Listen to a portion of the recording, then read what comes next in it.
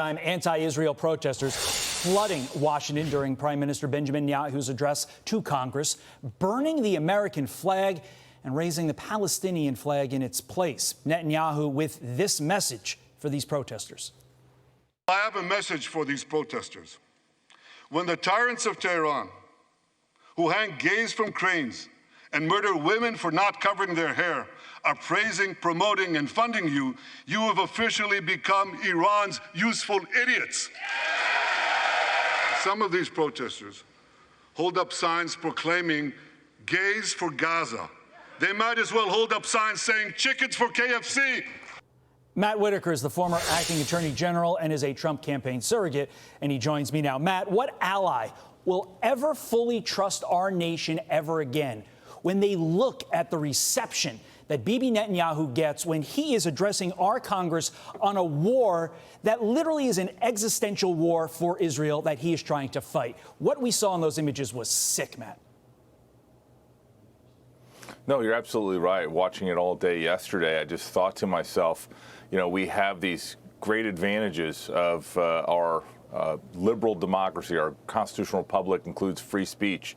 But, you know, this is going awfully far down the road of just outrageous speech because, you know, burning American flags, flying the flag of Palestine and having a near riot as the leader of another country who is in war and is an ally, one of our greatest allies, is speaking. I think it's just it's too far. But at the same time, you know, this is what our founding fathers believed in. They believed in a marketplace of ideas, and obviously not a lot of Americans are buying what this group is selling. Thank goodness. Yeah, our own Griff Jenkins talked to somebody holding a Hamas flag. Literally, that's like flying an al-Qaeda flag in the moments after 9/11. It is unreal. But to your point, you're in America, so you're allowed to do it. FBI Director Wray, meantime, revealing shocking new details regarding the assassination attempt on former President Trump. Watch.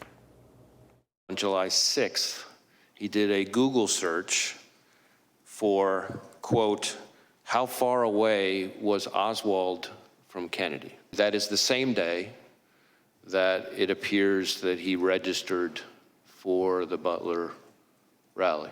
For about 11 minutes, from I think it's around 3:50 p.m. to 4 p.m., somewhere in that range, he was flying the drone, and we have the flight path. It's about 200 yards away from where former President Trump would ultimately be speaking. Matt, we certainly got more answers from Wray than we got from the Secret Service director, but were you satisfied on the whole with what you heard yesterday from Wray? Absolutely not. I mean, it was good to hear a few answers. Most of this information has been leaked out before Chris testified, but at the same time, you know, we are lucky that President Trump is alive. Some of us believe divine providence interceded in this situation, but there were just too many single points of failure. The fact that this person had been preparing for a week to do this and was doing reconnaissance with a drone the day of, I think is just one of the many failures that we had here. And it would be nice to have all of the answers. We're 2 weeks out, Todd. I mean, seems like we should have plenty of time to do all the investigation and let the American people know. And most importantly, have someone say that they've learned the lessons and this can never happen again because, you know, more than 50 years after JFK's assassination from high ground, we have another assassination attempt from high ground. It just seems too outrageous to even be true. Yeah, and the shooter's dead. It's not like you're holding back this information for a potential prosecution. No prosecution here. Wray went on to say this assassination attempt is an example of the elevated threat environment we are in. He has said this before, but Texas Congressman Chip Roy pulling no punches with his attack that you're about to hear on Wray. Listen. You got the FBI director covering up the fact that they've got DEI watering down their standards. You got the FBI director trying to obfuscate the mental competency of the president. You got the FBI director basically acknowledging that they couldn't stop this guy who was a 20-year-old lone shooter who shows up 3 times ahead of the event and has a drone flying overhead. Why didn't they have that place locked down? Why didn't they have their own assets flying over it? What is the FBI actually doing? I mean, meanwhile, we have terrorists coming into our country. And I just want, what on earth does the FBI actually do besides put a 75-year-old grandmother in prison?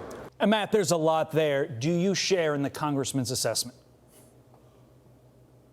Yeah, there is a lot there, and Congressman is absolutely right to ask those questions.